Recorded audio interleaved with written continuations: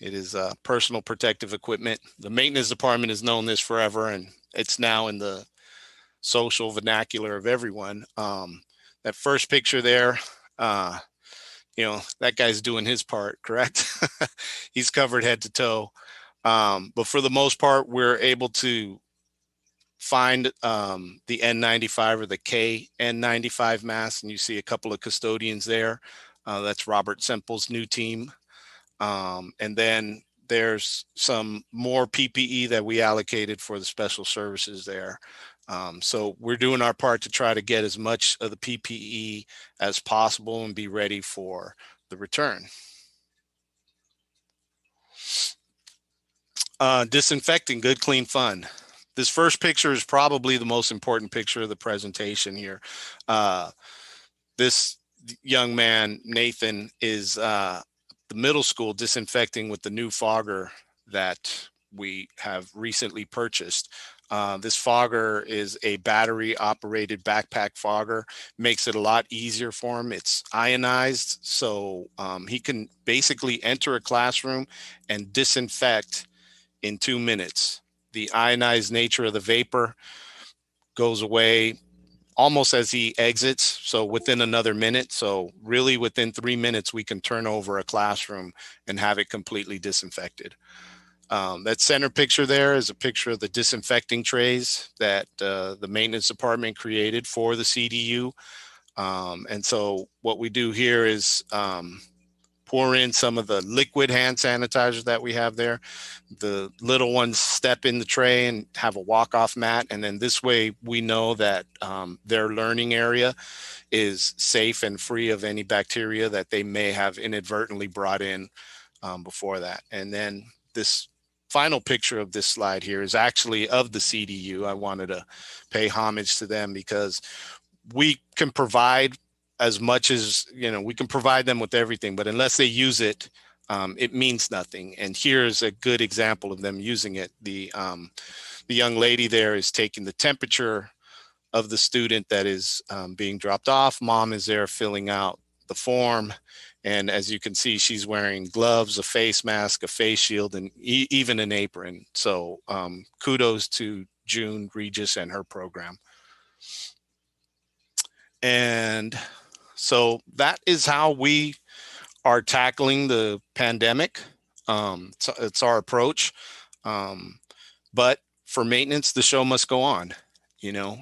When we finished, well, I don't know that we ever will finish, but when we've gotten to a comfortable place with all the things that we have done up until that point, then, the regular maintenance is still there piling up for us. And so here we are. That first picture there, you can't really tell he's all in white with the white hood, is John Da Silva. He's really my right-hand man on the left-hand side.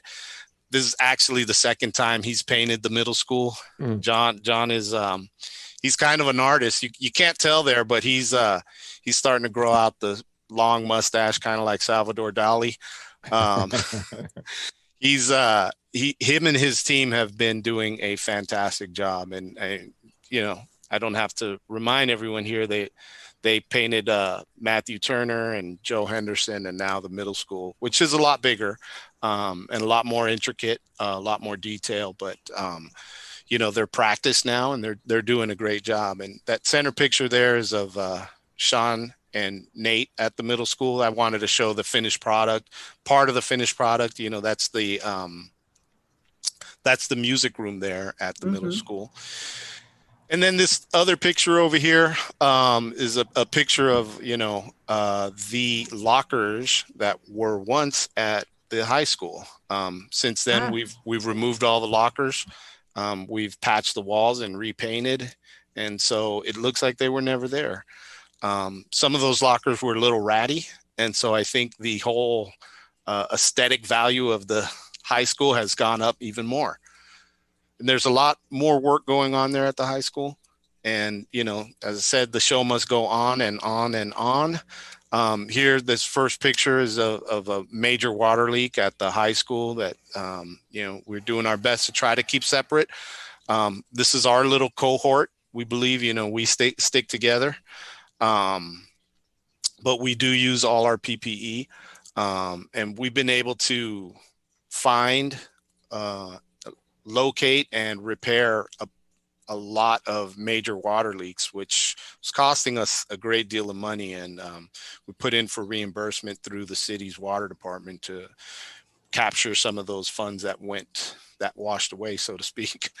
The center picture there is a couple of twins. I don't know if anybody can recognize them. It's actually the director of maintenance and the principal of Matthew Turner Elementary. I know we look exactly alike, but you can tell us apart because my shovel's full and his shovel's always empty. So this is us doing a major repair at Matthew Turner Elementary. And, what you don't see here is the rest of the crew is on the sidelines having donuts and coffee, and the bosses are in the hole digging.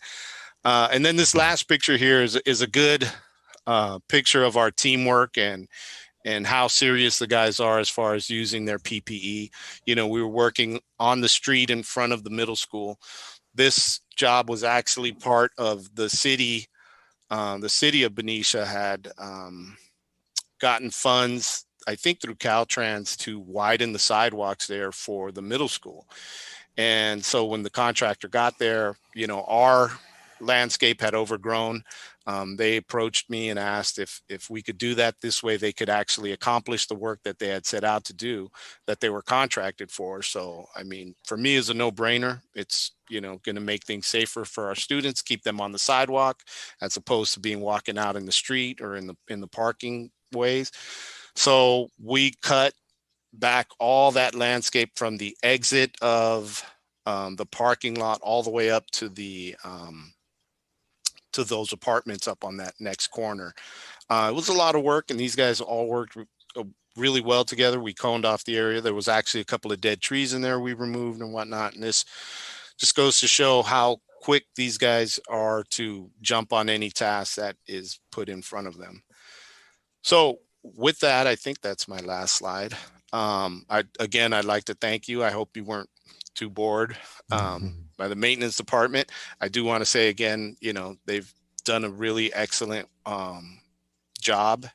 And at this point, I'm open for any questions or suggestions. Thank you.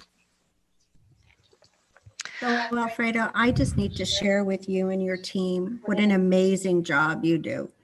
It is so much fun to drive around the district and check out the schools and to see what great shape that they're in. They are absolutely a source of pride. And I've been especially excited. I've been talking to everybody about the painting that's happening at the middle school. I couldn't wait till it was all one color. And I've just been impressed with how quickly your guys are moving. So please make sure that you thank them for me, because I think it's been pretty awesome. Thank you. Thank you very much for saying so. I will pass it on. Hi, Mr. Romero. Yeah. Hello. Thank you for everything that you're doing. Please also pass all of our good wishes on to everybody that's been working so diligently to make this happen. I have two questions. What chemical are we using in those backpacks for the classroom? That was question number one. And the second question was, okay, so I'm hearing you say we're having these expensive water leak issues. Do you have any idea why that's happening? Is it some kind of, is it because those pipes are super old? Is it because we're not maintaining them? Is it because, which I don't think that's what it is. I'm just wondering, like tree roots and stuff like that getting in there. So if you could elaborate a little bit on those two items, I'd appreciate it. Absolutely. Fantastic questions, by the way. So this new solution that we're using is, I did an investigative process on it, and typically what it's used for is to be applied inside of HVAC units. Some companies are applying them as the air is passing through. There's a couple of things that they do. They could either put a UV light, or they can somehow disperse this within the HVAC unit to clear the air before it goes into the room. So with that, I knew it was already safe, and it's not like a typical disinfectant that has the strong chemical. What it uses is a charged particle, so that you don't have to use as much chemical anymore to get to it, because what it does is acts like a magnet. It's a reverse charge, so it attracts to surfaces. So in our typical foggers, we have to fog so much, put so much chemical out there, and that's why it takes so long for people to be able to come back in the room. These ionized droplets stick to everything right away, where when you walk behind your own work, you can't even see the mist anymore. As you're spraying it, you can see it, but it dissipates like very quickly. So it is safe. It was not on the restricted chemical list that the California Safe Schools Act has. I did do a couple of follow-up questions with one of our suppliers, our other chemical suppliers, and he said this chemical has been around for a long time. And so it is one part chemical and another part it's just lemon juice to help it activate. So yeah. Okay. And then why are we having so much leaks? So it's a variety of problems. One is the age of our systems, depending on where we're at. We did a repair at Mary Farmer, and as we were digging it up, we couldn't believe the kind of pipe that was in there. We believe that it must have been put in during the war, where they were using, they were scrimping on metals, and so they were using different asbestos or something different to try to get their work done at the same time. So we have a little bit of that, and we have sometimes it's just Mother Nature. We're in California. The land shifts from time to time, and it just takes a little shifting and a rock landing on top of the pipe, and then we have a leak. And that's what we encountered up at Matthew Turner. Was the oddball rock had just pinned itself on the pipe and rubbed a hole in the pipe. We were able to move the one rock out of there and repair the pipe, get it done. I hope that answers your questions. Anybody else have any questions for Alfredo? Thank you, Mr. Romero. Quick point. You remind me when you said the work must go on. It reminds me when I was a little boy, my father would tell me the story over and over again that the guys, the people who painted the Golden Gate Bridge, they paint the Golden Gate Bridge and they get to the other side and they go, start all over again. So you guys do awesome work, all your entire team. So greatly appreciate you. Thanks. Okay. Very good. Thank you. Thank you again, Alfredo. Okay, at this time, I'm going to pause this for just a second. I have a little news flash for everyone. We are now live. We actually went live in the middle of Mr. Romero's presentation. So with that, we're going to ask you to re-vote on the agenda and then allow us to put back in the public hearing for Dr. Beatson. So just so everyone knows who happens to be watching, we had some technical difficulties and we were going to have to pull and do an old-fashioned meeting of taking minutes and recording and posting later. And as you're probably seeing right now, we are live on your screen if you happen to be joining us on YouTube. So with that said, I am going to ask for another motion to approve the agenda, which would include 13.4, which is the public hearing. And then anyone in the public who has some comments that they'd like to make sure that we consider, you can get them to us now. And then the public hearing will be coming up in several items and we will be sure to share them. So can I have a motion to approve the agenda in its entirety, including the public hearing? I'll make a motion to approve the corrected agenda in its entirety, including the public hearing. Do I have a second? I'll second that. Thank you. All those in favor say aye. Aye. Any opposed? Hearing none, we'll move forward with the entire agenda. So thank you very much for allowing me to do that. And thank you to our IT team for getting us live. Okay, Dr. Young, it's time for your superintendent report.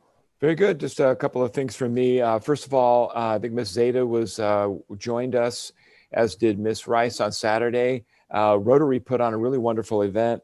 Andre Lewis, one of our great parents, and he's president of Rotary, chaired this event. It was a literary event, and it was open to the public and all of our students and families, where they could drive through, and we used all the appropriate safety protocols.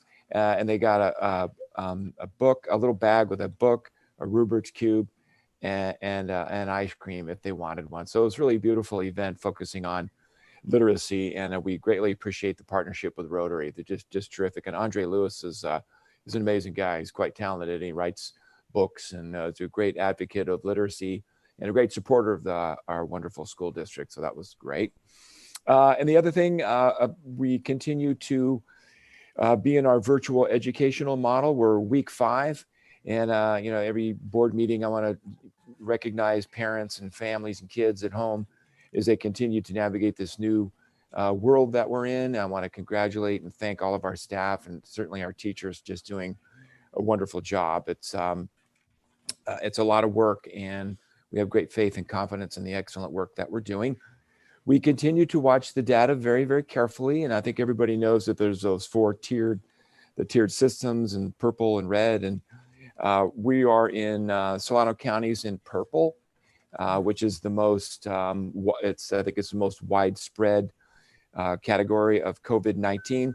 But the data, I got a report on the data today for Solano County. It continues to improve and look, better for us, for the county. So based on the way that I understand it, we're 7 days into moving into the red category.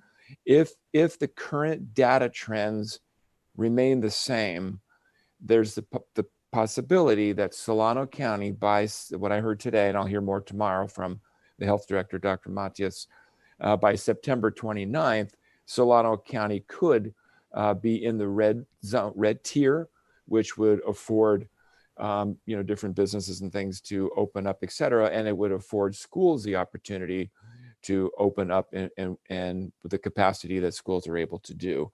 The thing, one caveat on that for schools, after that 29th, the September 29th, if we make that date as a county, schools have to wait 14 more days after that.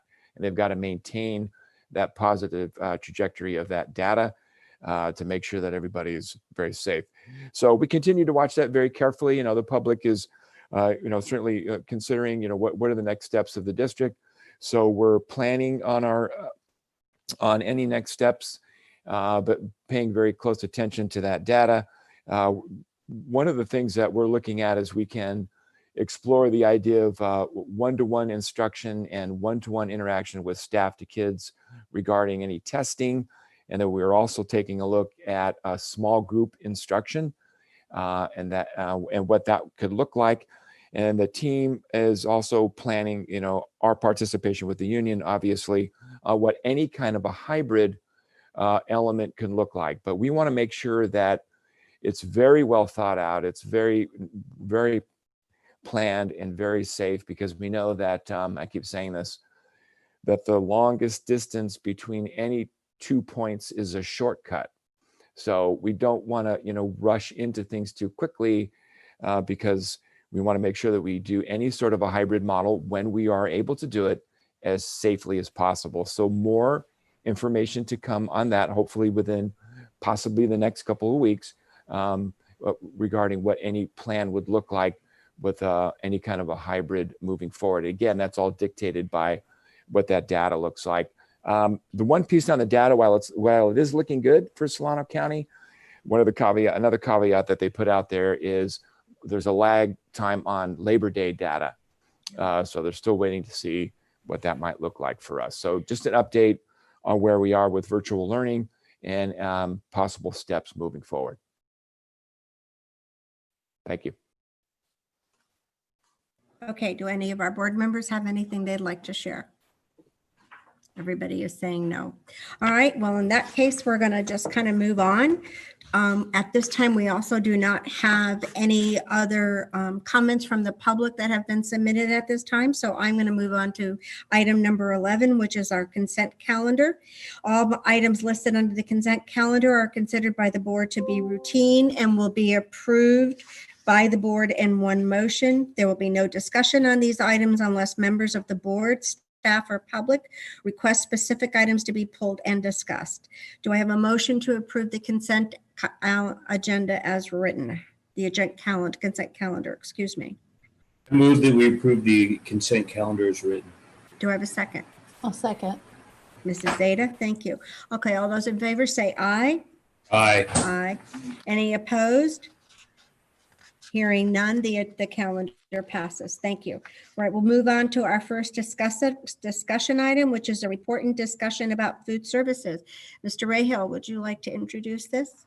Yes, thank you. Good evening, everyone. Tonight, we have our Director of Nutrition Services with us tonight, Tanya Courtney, and she's going to highlight some of the wonderful things that she and her marvelous staff are doing with student meals, both breakfast and lunch, being served to all of our kids here in Benicia.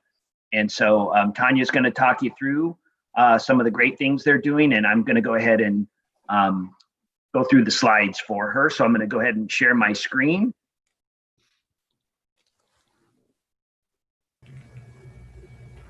And I'm going to go ahead and introduce Tanya Courtney to talk us through some of the great food services provided.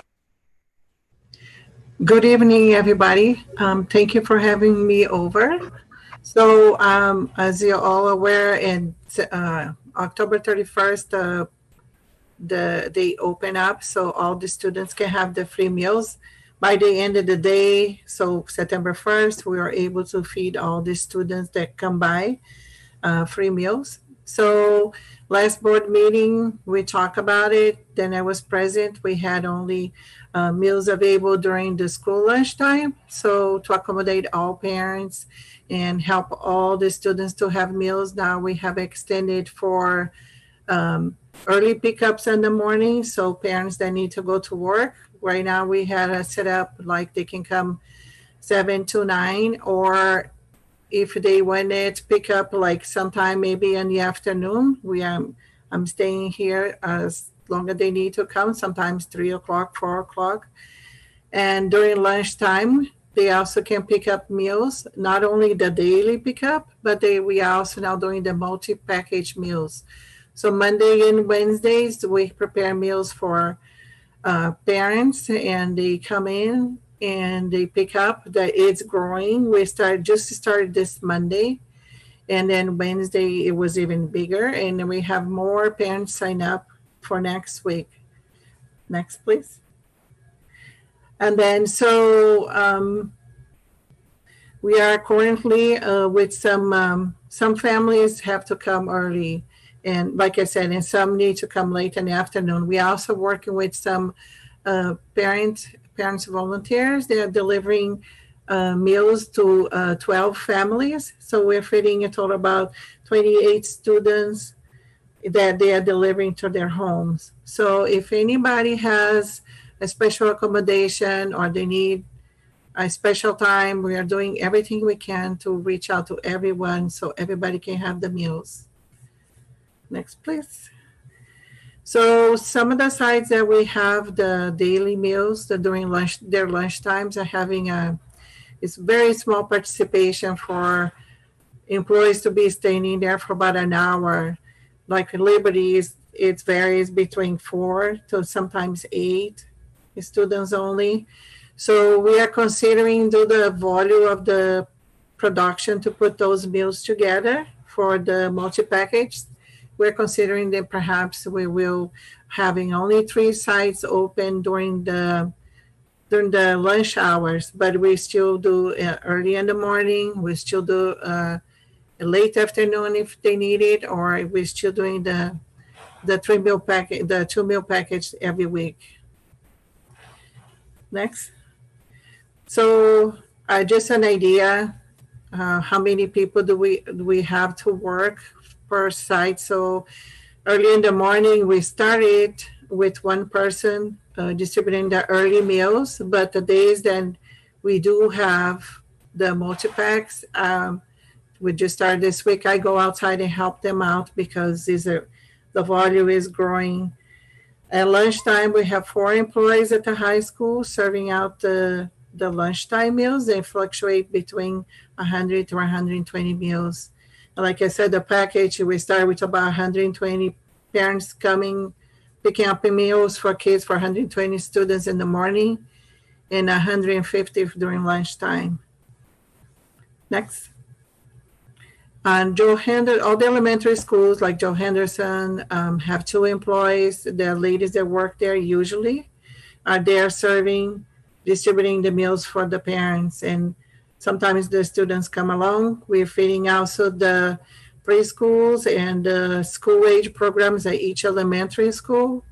So like I said, each school have 2 employees of the elementaries, and it varies the participation. Some Henderson 50 to 60, Mary Farmer 30 to 45, McTurner 60 to 80. And next, Robert Sample is the one that has the majority of the participation during lunchtime, is between 120 to 150. Middle school, for our surprise, is really low. We only serving about 30 to 40 meals. That's the highest we ever did at. And the high school, like I said, 4 to 12. Next. And this is just some pictures. So we can see this is early in the morning and the parents coming by, pick up the meals. Like Sabrina is standing outside by herself if it's a single day and a single service meal. Next. So this is what I'm talking about. We are serving real food. We are cooking for their students. We're doing real meals for them. We are not doing like the other school districts. They may serve once a week, but if you go to their sites or pick up their meals, it's like you're going to a food bank. They have packages of stuff to give it to parents to prepare their food. We are preparing everything fresh for them. Next. And just an idea of the volume of products then we have to put together just to make a 2-day meal package. So we have to put boxes together, and as we bring outside to serve, then we go like grabbing the breakfast, grabbing the lunch, grabbing the fruits, grabbing the vegetables, and making a package to put it in, and then the milk. Next. More cooking, more spaghetti with meat sauce, and more employees working together. Of course, everybody has gloves, safety, and all that stuff. Next. And then again, this is during lunchtime at the high school when they are doing, it's true, there was last week when they're doing a single meal pickup only. This week, it's a lot, we have set up a lot bigger. We have more tables outside, almost like a U. So then we have more space to put all the box containers with food that we need to put together as we give it to the parents. Next. That's the sad part of the program. Right now we are having a major financial impact. I just put a little an idea for you guys to see what happens like when we were in the normal setup. We used to serve about 1,800 meals a day with all the schools together. And let's say March, combining all the revenues, we brought it in about 194,000 plus. This past March, without being closed, we only brought it in 75,000. And that's the loss of the revenue. We had a comparison last year, 2019 and the 18-19. Same thing with April, when we have normal school, we're bringing 156,000 plus.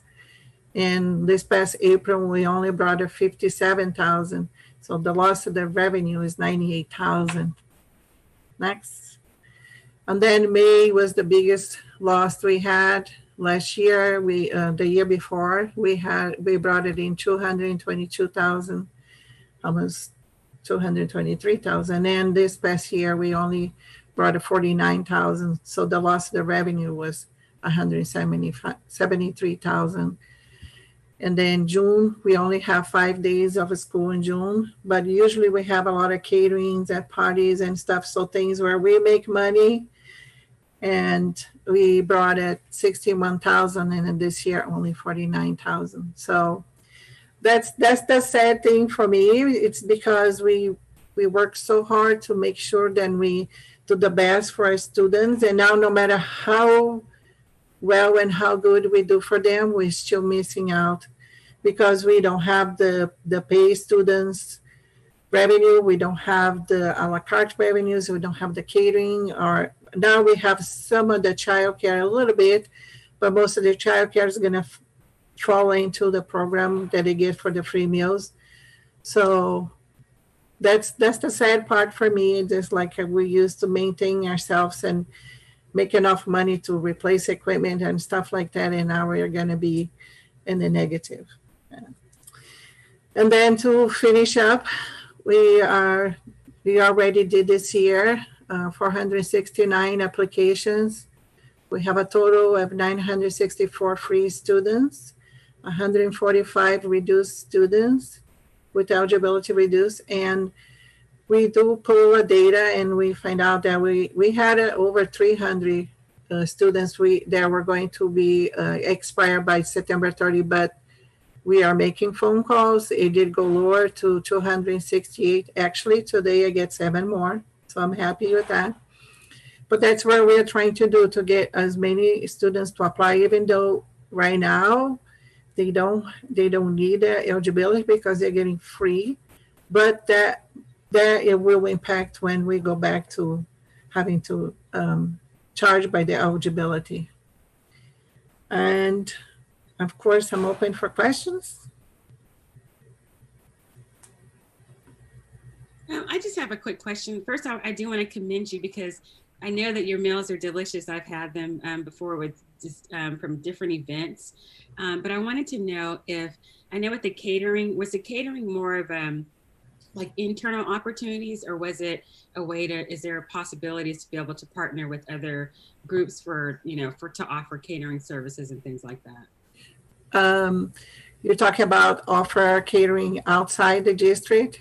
Right. I just wanted to know, was your catering, was it more of an internal? Yes. Internal, yes. Yes. Right.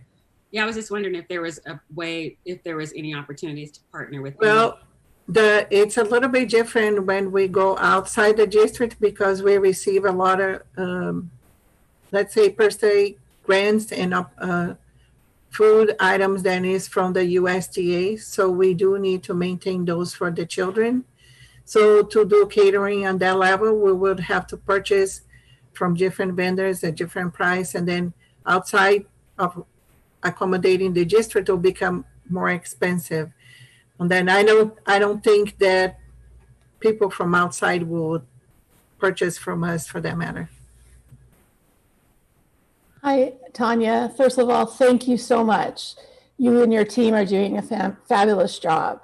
I have a question regarding the volunteers that are helping with some of the deliveries, because I see them on Facebook constantly reaching out for help, that they've taken on too much. And I'm wondering, first of all, are those parent volunteers that have children in the district? Yes, actually, the suggestion came from the Robert Sample PTA. They asked if they could volunteer to deliver to their fellow families. And I said, as long as everything, all the student information are confidential, the parents had to send me the email giving me permission to have those volunteers go to their house and drop off the meals. I have to be very careful with all the permissions and everything has to be very confidential. So they communicate with me, and once they agree to that, actually they reach out to the parent for the volunteers first. And I said, okay, let's make sure that I get the confirmation from the parent that is okay for them to go to that person's house and all that. So they created that themselves, and they asked me if I would allow that to happen. And I said, as long as we follow all the protocols, I don't have a problem with that. Of course, I want all the children they need meals to receive some, you know. Are they signed up as a current volunteer with the district? I am not sure. They come from the PTA from Robert Sample. I am assuming they are because they're part of the PTA over there.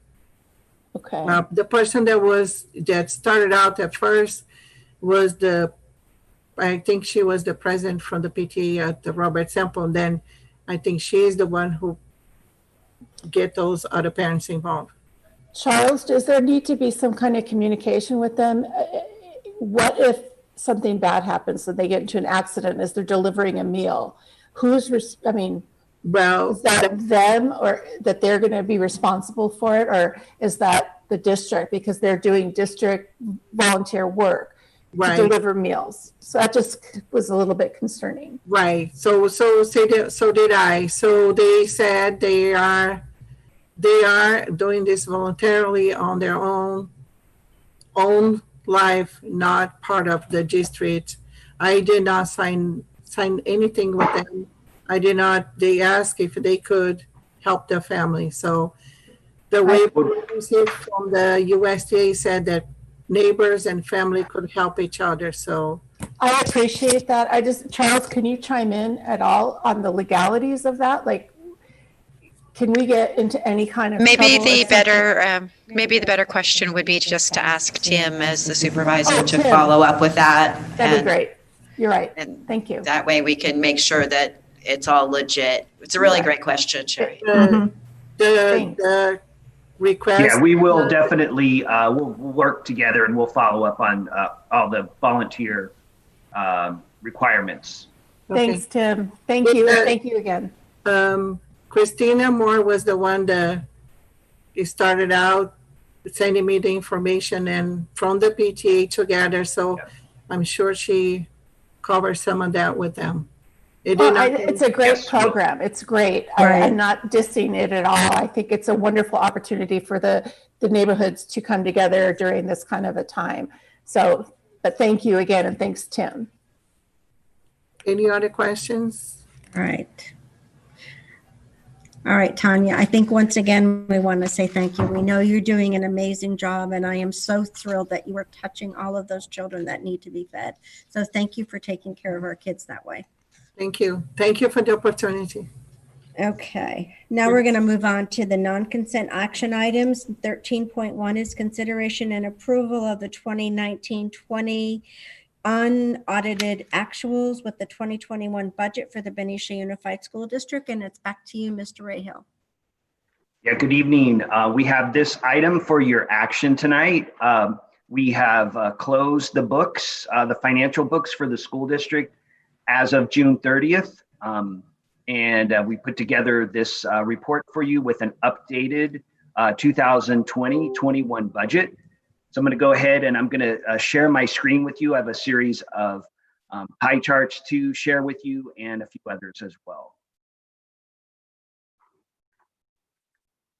And this is in a similar format that what you've seen before. We basically provide quarterly financial reports in one format or another to the school district. And so here we are in September after we've closed the books and rolled any of our carryovers into our 2020-21 budget.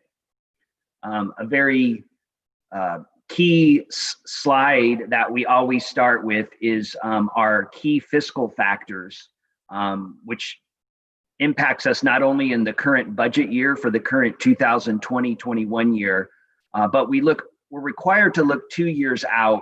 And then we've extended it a couple years. And as you do that, the numbers obviously will change as new information comes in. We just wanted to give an idea of not only for the outer 2 years, but what goes on after that, given what we know at this point in time.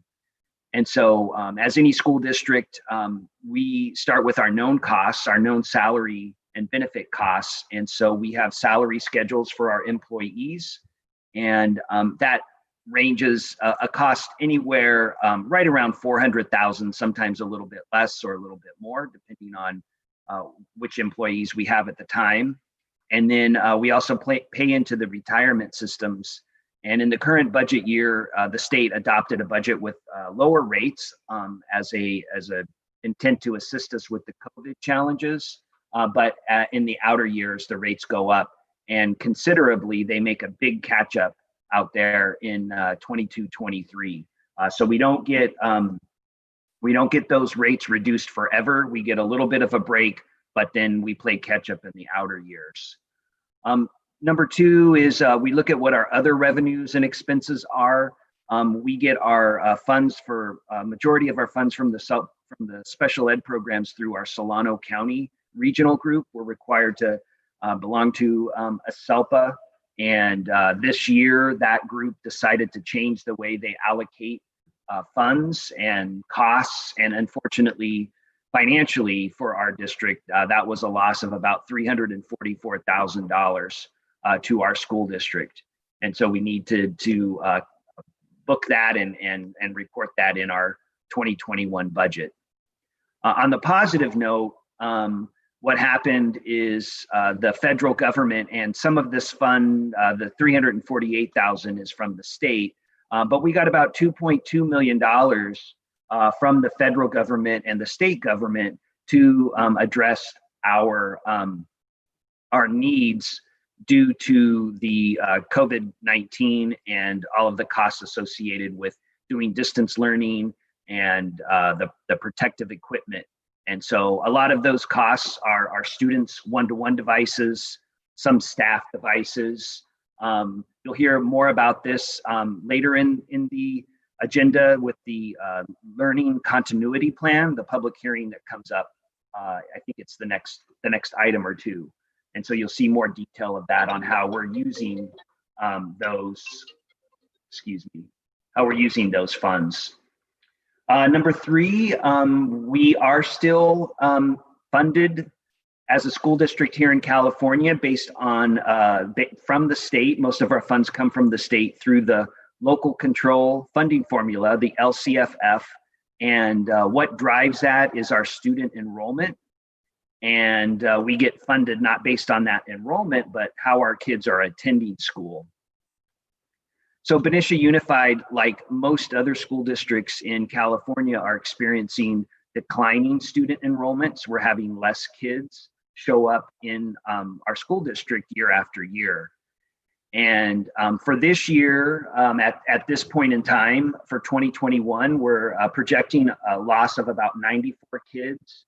When we looked at that number, as of a week or two ago, it was actually slightly higher due to we had about 15 less students enroll in our TK program. So this is for not the kindergarten program for the 5-year-olds, but for the TK program for the 4-year-olds that are born within certain months of the year.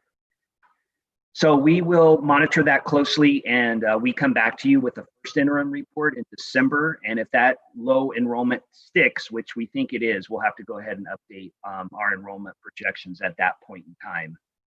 And so we just roll that, the following year, we're scheduled to be down about 47 students and then another 68 students in those extended years out. We really don't know at this time. We think it's going to be a continued reduction, but as those years get closer, we'll definitely update that. The state of California, they have a hold harmless clause. So if you have a big reduction in students in 1 year, they hold you harmless for that year, but you get hit the next year. You get reduced funding in the following year. And so if you kind of follow this 94 into the following year, normally we'd have a reduction of about 90 students. But the state adopted a budget that said, we're going to hold you harmless and you're not going to have to take that hit. Again, it's kind of like the reduction in the pension plan rates. They don't forgive you forever. And in that 22-23 year, not only you take a hit for 2 years of declining enrollment. So something to be aware of when the state adopted the 2021 budget based on some cash IOUs to school districts, which we'll talk a little bit more about later. They also implemented some ways to postpone some of the expenses which doesn't forgive them forever. It just postpones when we have to pay them. I'm going to scroll down here for a couple more things. We do adjust our staffing as less students show up in our schools. We adjust our teaching staff and some of the other staff, and there's savings related to that. We look at any type of cost of living adjustment that the state may or may not be giving. And at this point, we've been told to basically count on zero from now into the near future and until the economy turns around. A big change was when the governor had a proposal before the state budget got adopted. This cost of living adjustment was actually about a negative 8%, which would have been a multi-million-dollar hit to the Benicia School District. But when the state budget got passed, basically based on some state IOUs, that was converted to 0%. Even though it's a 0% in 2021, this next item does make some adjustments between our LCFF funds between last year and this year. It basically trues up for this one last year some of the ADA that doesn't quite transfer over to 2021. So it is about $260,000 hit. You can see in 21-22, that hold harmless clause, basically it's just a small $6,000 adjustment. But the real big adjustment right now, if that declining enrollment does happen and it does catch up with us, is about $1,250,000 loss in 22-23. So over the months, before during the springtime, we were talking about some pretty significant cuts that were going to happen or be considered in the current year and possibly next year. We're still not, writing off budget cuts for the 21-22 year, but it's possible we may need to consider those sooner. And then you can get an idea that our district, under the current information, we will be talking about budget cuts in the near future in order to stay on track with our finances. At this point in time, we're not anticipating any budget cuts or budget adjustments in the current year. Our next slide here is just a reminder of the significant costs associated with our retirement plans. So we track those. We monitor the rates that we're required to pay into and record those costs in our budget. We take a look at what our total revenues are for the 2021 year. It's at $50.6 million.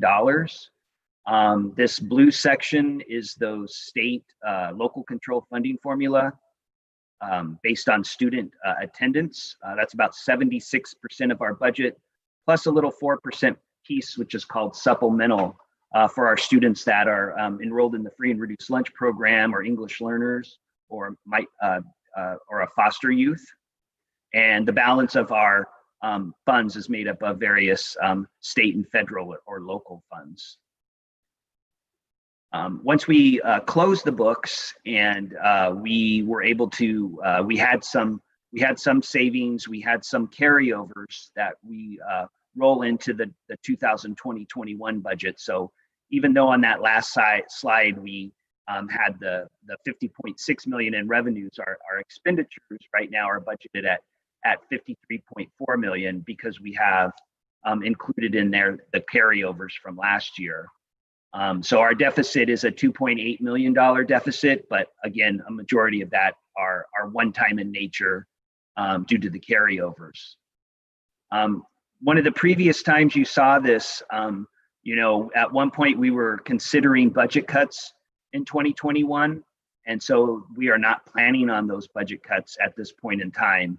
And so that's another reason why our expenditures have gone back up based on an original draft budget.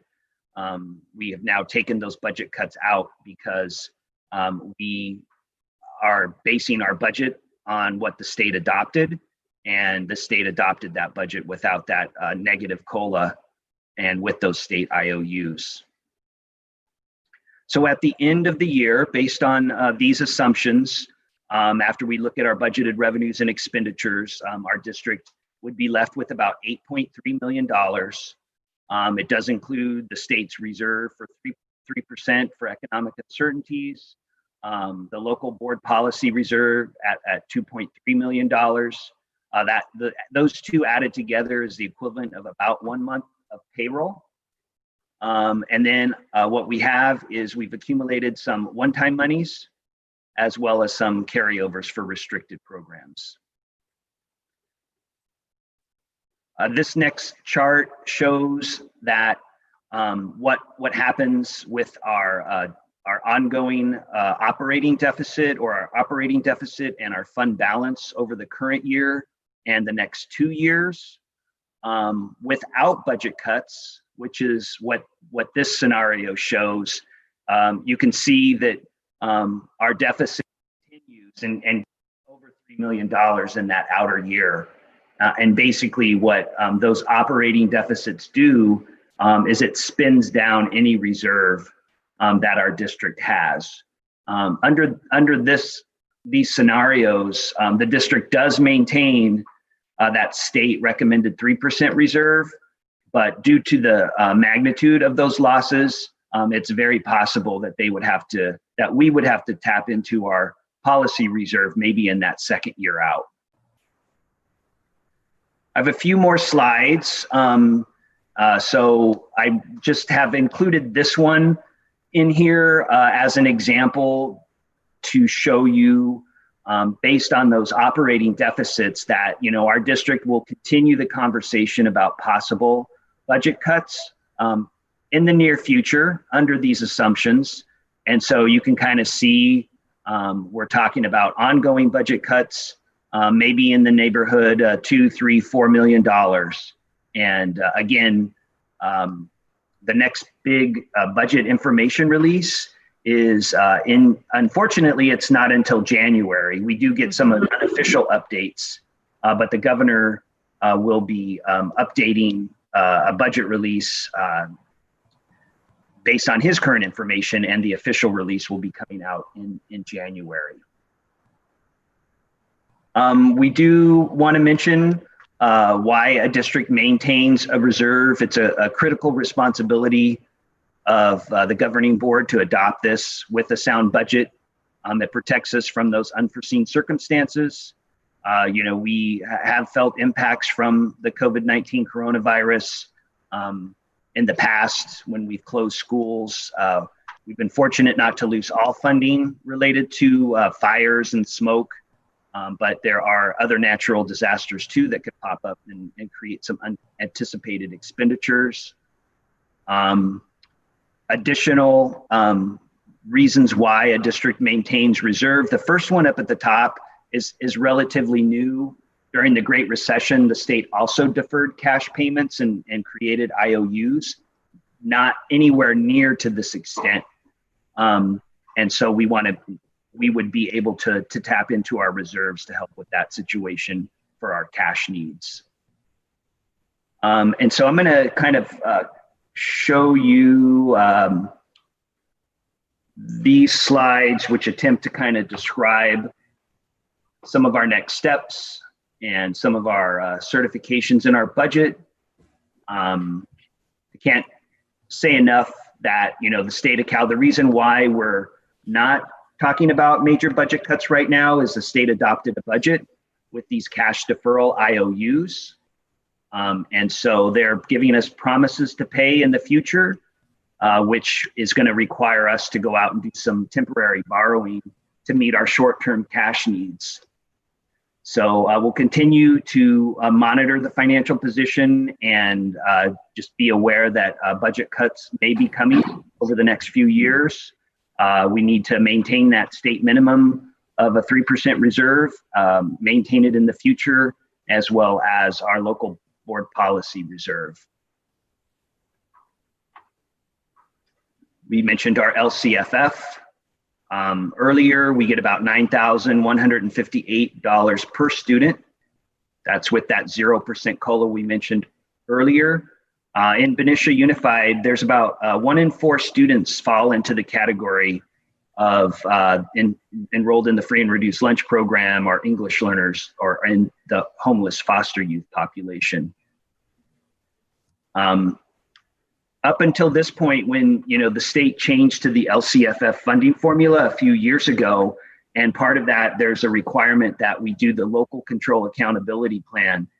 And we will be doing a parent overview of an LCAP in December, but basically this year, due to the COVID-19 coronavirus pandemic, the state changed that into a learning continuity and attendance plan. So it's called an LCP, and that's what we're going to be talking about in the next meeting or in the next agenda item. It includes a lot of similar aspects of the LCAP, but there's also some additional pieces to the LCP as well, which does require our district to continue to meet with staff and parents and students in the school community. So normally I kind of wrap up at this point, but I'm going to take about 5 more minutes. And these are 2 huge issues that our district and every other district is facing. Their financial challenges with the COVID-19 coronavirus pandemic and the financial impact it has on our school district, basically the impact that it's having on the California economy and the limited resources that the state of California has to eventually pass down to California school districts. And so it's very important that we not only look at the current year, but the multi-years and project out based on what we know.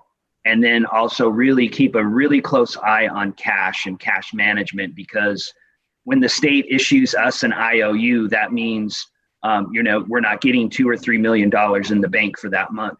And we need to make sure we have a resource, a cash flow to, basically pay all of our payroll and our vendors. And so with that, I'm gonna go through. I'm not gonna read these slides. They're a part of the packet, but I wanted to highlight those 2 important issues: the multi-year projections and the cash flow. And these are, 2 things that we're going to continue to talk about throughout this year and into the future. This information is provided by School Services of California. They provide consulting services in all school districts in the state. And so they're just pointing out here how these multi-year projections have always been required, but they're even more important now. They do change as information change, and we can count on that happening as the state releases official notices on that. A slide here that indicates Benicia, like many other school districts, are declining enrollment, and it's a normal challenge. Then you adjust your budget as less kids come into the school district. This chart shows you this orange line kind of holds you harmless for a little while, but then you get that big decline. You get kind of 2 years hit in that outer year. And so it's just warning you, don't count on those revenues forever, because you're going to get hit by the reduction in revenues in the outer year. And so they've kind of shown it like this as coming up to a cliff, and then just being prepared that there's going to be a drop off in a couple years if you're a declining enrollment district. It's also important to know that they kind of compare multi-year projections as a roller coaster. It's really all dependent upon the California economy. And I compare it to when the governor provided a state may revise with a negative 8% COLA. But when the state eventually adopted a budget by June 30th, just within 1 month later, that negative 8% COLA became a 0% COLA. And so that was a huge difference in how our budget was put together. And also, we mentioned earlier, we are very grateful for the federal government and the state for providing us those one-time COVID-19 funds to help us get up to speed with one-to-one devices and provide some PD and provide some needed funds to make sure our food service program stays afloat.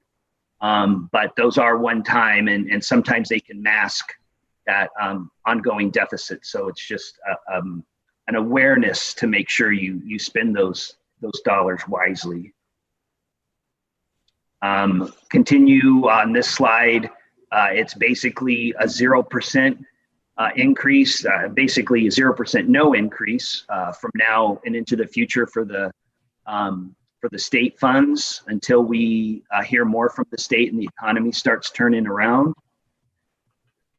And their recommendation is to, hang on to your reserve as much as possible. This is the most current information they have for unified districts, just over 17%.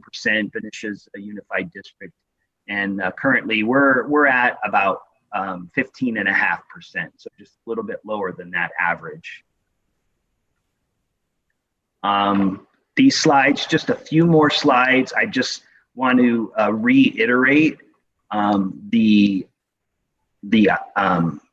big assumption and big factor that the state used to approve its state budget was these cash deferrals.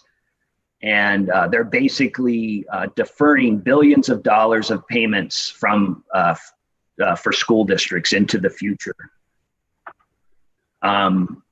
They were used in the Great Recession, and they're back with a vengeance above and beyond what they did 10 years ago during the Great Recession.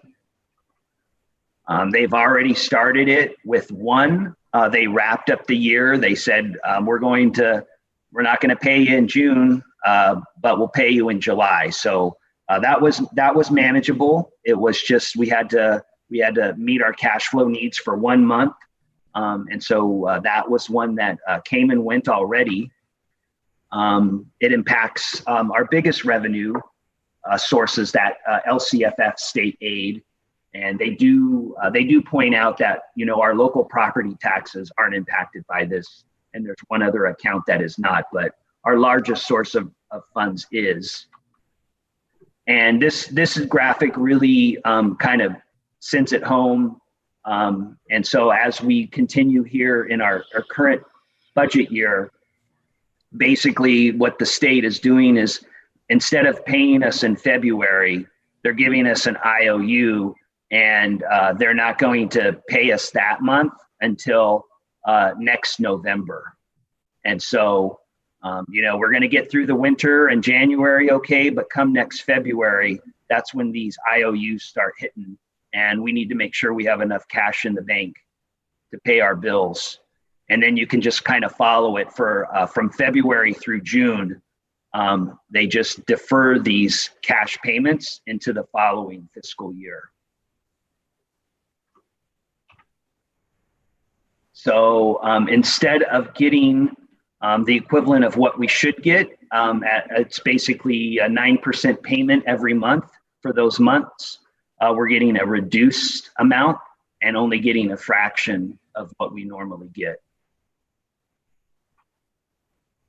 So we are staying on top, following their advice, doing monthly cash reconciliations instead of just the quarterly, and updating to actuals as much as we can throughout the year. We have already talked with the Solano County Office of Education. We met with the Solano County Treasurer, Chuck Lamelli, and there are also a couple of other short-term borrowings that we can participate in order to meet our cash needs in the springtime.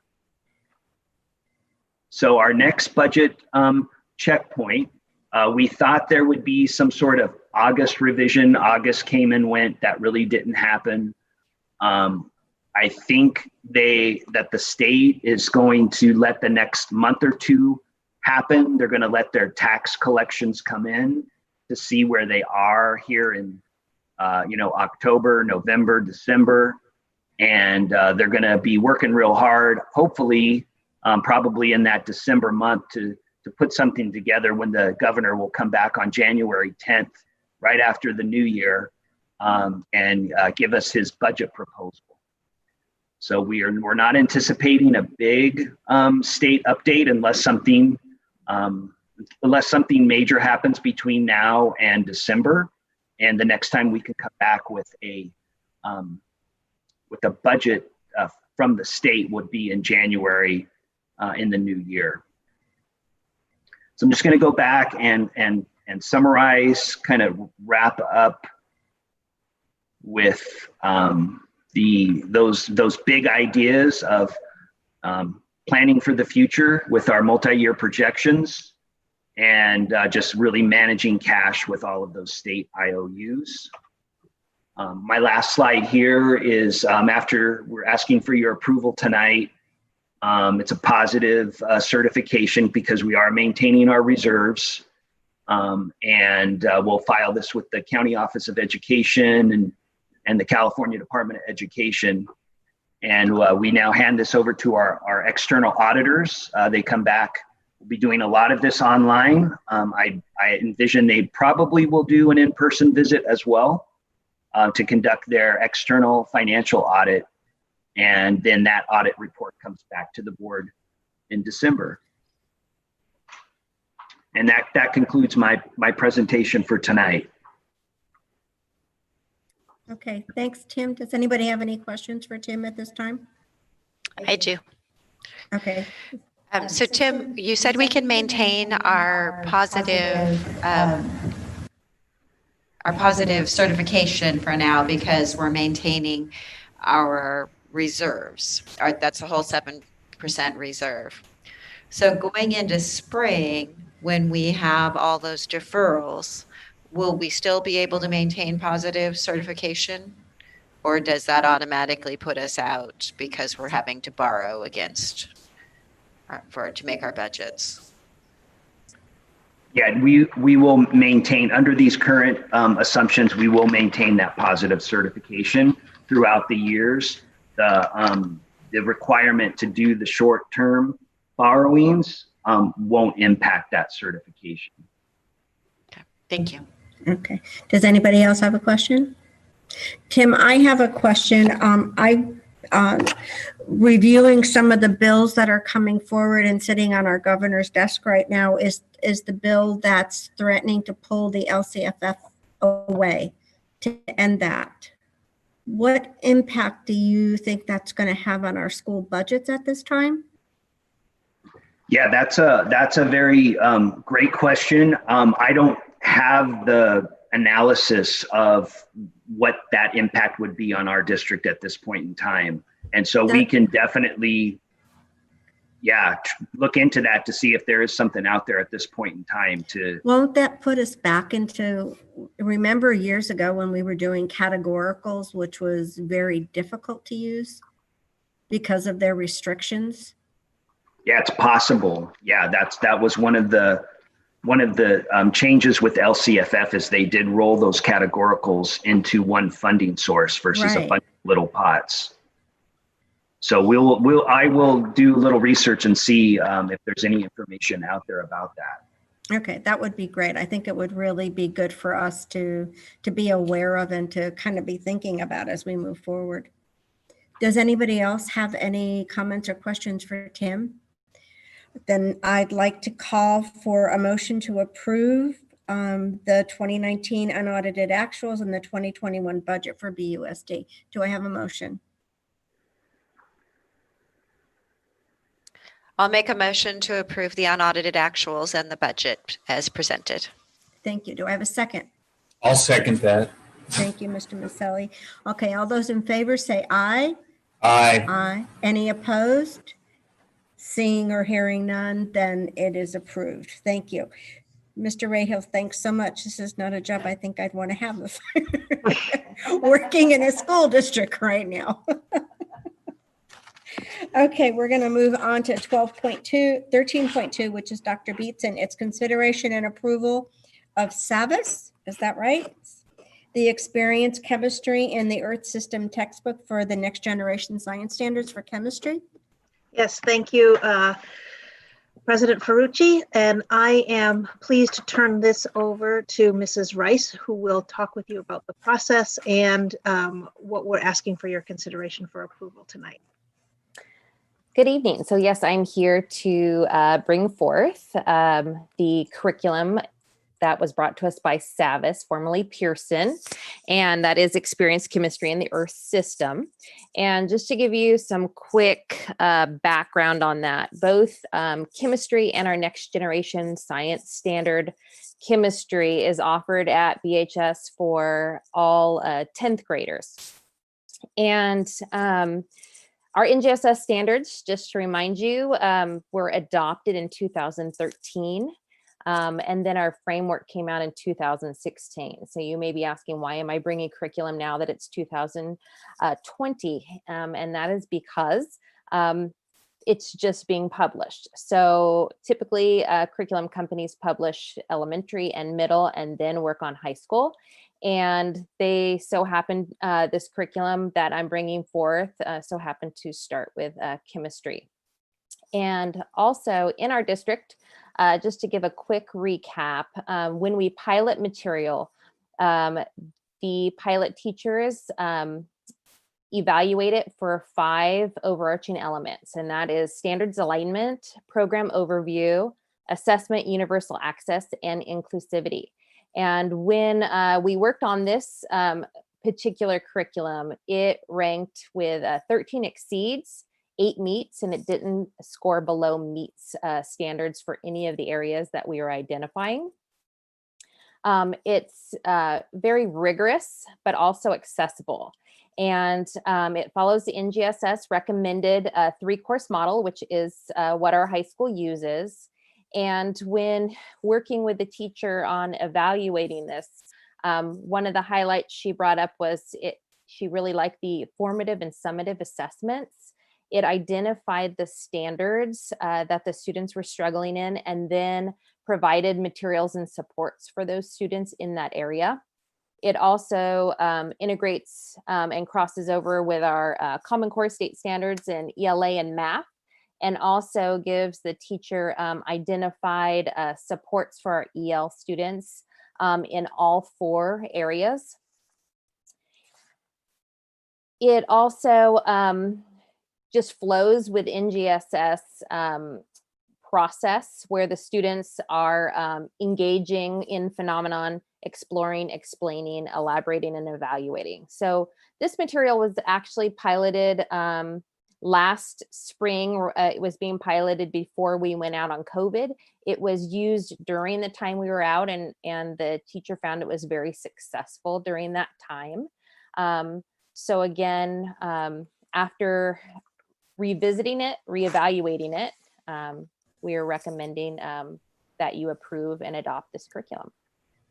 Okay, thank you. Any Any questions? Mrs. Rice, can you talk just a little bit about the difference between NGSS chemistry and regular chemistry? So just so people are really clear what this is being asked for. So we do offer NGSS chemistry and chemistry. So required to graduate at BHS is the 2 years. We have NGSS physics and NGSS bio. But then to go the CSU UC route, they recommend 3 years. And what we were finding is there were some barriers with accessing the science with the math that was provided through the regular chemistry course. So the science department worked on how do we make this accessible for students that might not be going the AP route in science or going that pathway, but still offering them the opportunity to engage in the chemistry avenue. And that's where NGSS chemistry comes into place. That clarify? Mm-hmm. And then I just have one question. So just for clarification, who was able to do the review of the textbooks again? Which groups were able to do this? It was BHS Science. We have one teacher currently teaching the NGSS chemistry. So it was Maggie Olson at BHS, but that department works really tightly together. The rest of the department is still looking into curriculum for their levels. This particular publisher has not yet released the NGSS bio or the NGSS physics that's coming out this year. Any other questions? Director Rice, did I understand you correctly? Does the chemistry, NGSS chemistry, qualify for the CSU and UC approval? Yes. Okay, great. Thank you. Okay. Awesome. All right, if there's no other questions, can I call for a motion to approve the adoption of SAVIS, which is the experiment chemistry in the earth science textbook for NGSS chemistry? Do I have a motion? I'll make a motion that we consider the adoption of SAVIS Experience Chemistry in the Earth System textbook for NGSS chemistry. Thank you. Do I have a second? I'll second it. Thank you. Okay, all those in favor say aye. Aye. Aye, or wave your hand. Any opposed? Okay, seeing and hearing none, the motion passes. Thank you. Okay, we're going to move on to 13.3, which I believe is Dr. Beatson again. It's consideration and approval of the learning continuity and attendance plan. Dr. Beatson. Yes, thank you very much. Last board meeting, I presented the learning continuity and attendance plan during a public hearing.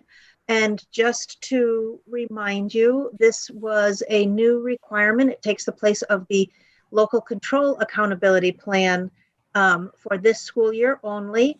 And its purpose is to really tell the story of how we're supporting students primarily for learning loss and monitoring how that is, how we're doing there, and for their social emotional well-being. It also asks us to talk about how we're doing with nutrition services and technology and a few other areas that I took you through.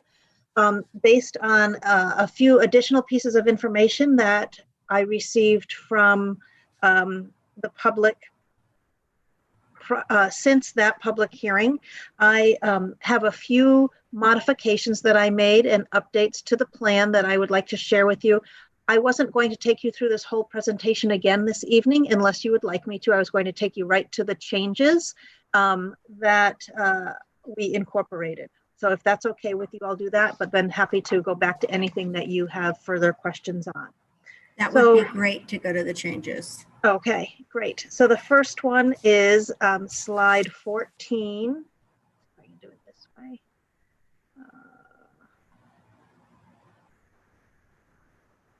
Right here, just in access to devices. And so that was a section in the plan. And I put a little star next to the addition that we put in. So based on feedback from our parents of students with disabilities, we have worked together to with our technology department to purchase, or they're still on order, but to put the order in for some touchscreen devices for students who are really struggling with manipulating the mouse pad or the mouse or the trackpad. And so those we will work with Director Corona on getting out to families when they get here for disabilities. The next change was in our professional learning, and we just sent out to staff today the ability to submit a timesheet for up to 8 hours of additional pay for additional professional learning that they engage in, and they have to write a little plan and have it approved by their site administrator. So if they have more learning to do around new curriculum that we've provided them, if they want to do some further work in the equity modules that we've provided, in the technology modules we've divided to continue and deepen their learning. When we were in school, we used to be able to do something called content collaboration days, or LCAP days, where we could get subs for the teachers and the whole department could come together and work on particular areas that they needed to for a day. That gets really tricky in virtual learning, and we know that there is this ongoing need for continued professional learning. And so we wanted to honor the teachers' time. We know how hard they're working during this.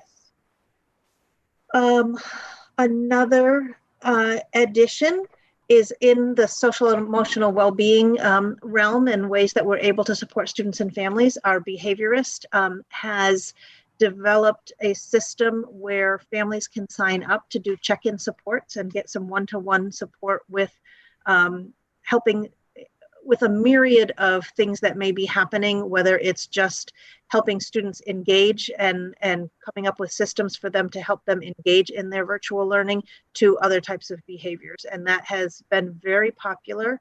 She's also doing, I can't remember what it's exactly called, tips and tricks, types of little videos and workshops for families that are going out, so that this ongoing support as families are all learning this new dynamic of how to all learn and work and live together. And so that has been very popular. And then this last one was in the school nutrition, and we heard from Director Courtney tonight about the 3 ways that families can get meals. And so that has been expanded since the last time we presented to you, because we know now that everyone is eligible for free lunch, and that her department has done just an amazing job of outreach and really working to accommodate any family's needs so that their kids can get lunch. So those are the changes since the last time I presented 2 weeks ago to the LCP. And so in your board packet, you have this presentation along with the entire plan. And so tonight I would ask that you approve the plan as written. And if that happens, then it goes to the county, and it will go on the county's website, and it will go on our website as well.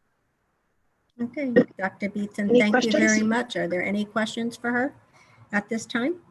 I do have a question. Okay. I do have one question. Yes. Is there any update on the delivery of the devices that we have on order?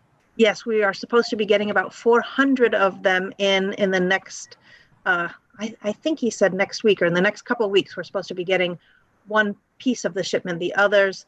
And that is, he's been calling multiple times a week to our company, and I guess other places are getting a February deadline that they're coming in. So we're getting this one portion. I don't know the rest of them when they're coming. We haven't gotten a timeline on those. I can tell you that this I think it's 2 servers for the high school and middle school specialty classes. Remember, I talked with you about ordering these that would hold these really high, not intense, but these programs that won't live on the Chromebook. So they, for robotics and certain things, those 2 have come in. There was a couple pieces that were damaged, so he had to send them back. Those pieces just came in, and now they're building those servers. And so that should be up in the next couple of weeks, I think, so that kids can access those programs. They're actually building them now while we're having this meeting here. We do have an IT guy sitting we have here. eyes on. We can confirm. Yes. Okay, any other questions? Okay, then I'm going to call for a motion to approve the learning continuity and attendance plan as presented. Do I have a motion, please? I'll make a motion that we approve the learning continuity and attendance plan, known as the LCP, as presented. Thank you, Mrs. Zeta. Do I have a second? I'll second it. Thanks, Mr. Maselli. All those in favor say aye or wave your hand up in the air. Okay. Any opposed? Seeing none, the plan is approved and accepted, and we'll look forward to seeing it on our website. Thank you so much. Okay, now at this time, we're going to move into a public hearing. So I need to close our board meeting, and I need to open up the public hearing so that we can discuss resolution number 20-2103 with Dr. Beatson, please. Yes, thank you so much. So this is a standard procedure that we go through each year around this time, and it is required by Education Code 60119, which requires us to bring this resolution, letting you know that each student is provided with the materials they need to support this year's course of instruction. And there are several steps to that. We do outreach, and actually Mrs. Hannafin in my office does that with all of the school sites to make sure that teachers have what they need. If there's any replacement materials that need to be ordered, that we receive them. We don't have an increased student enrollment, so that piece of the process is not relevant at this time. This year we even went and and had to purchase online versions of some of the materials that we have so that they were more accessible at home. The one piece that we were unable to do is typically what happens is a notice. The Williams Act gets posted in every classroom, which we have to repost every year.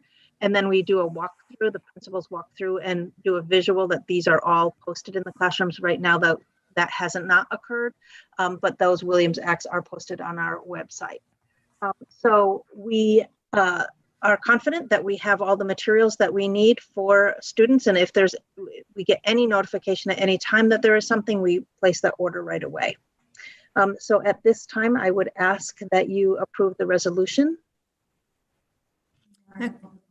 Okay, thank you. And at this time also, there are no public comments regarding this resolution. So are there any questions or comments? Okay, I see Dr. Moss's hand up. Yeah, I just wanted to just make sure.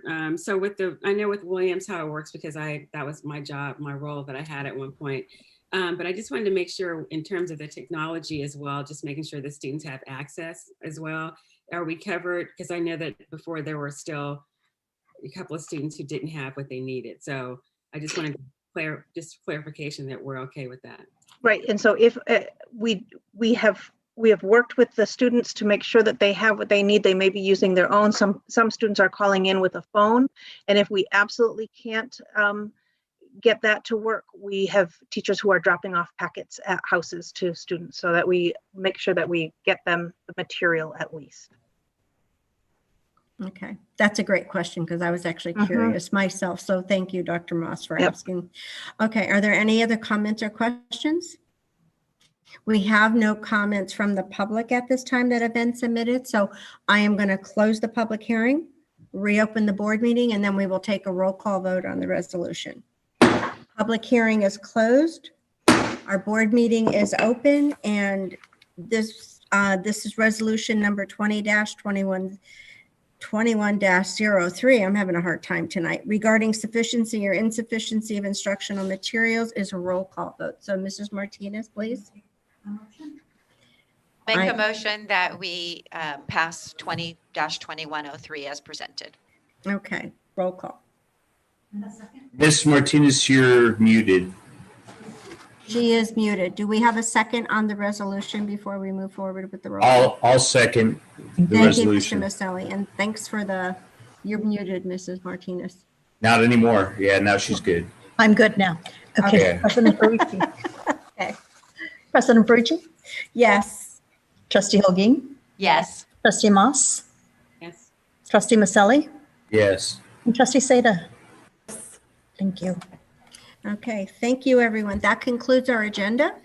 So I just want to remind everybody to please be safe and stay well.